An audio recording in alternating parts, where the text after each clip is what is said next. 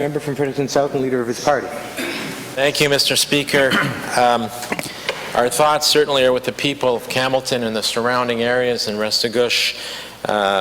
There must be a high level of anxiety now in the region as a result of the announcements yesterday and the situation that public health is addressing there now.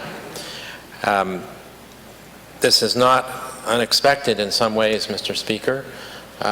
We knew that there would be this kind of back and forth with the virus, with cases popping up in regions, and Public Health, COVID Cabinet Committee were certainly aware that there was going to be situations where likely there would have to be action in a particular region to try and contain things in a region, and it's unfortunately already happened for the first time now.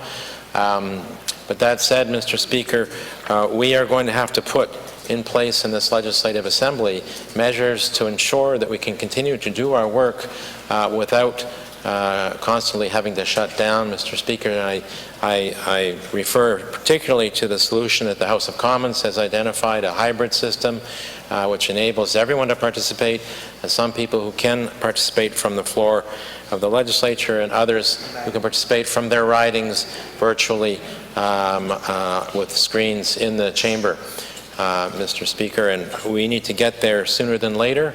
It needs to be a priority so that this legislature is not frozen from doing its work on behalf of the people of this province.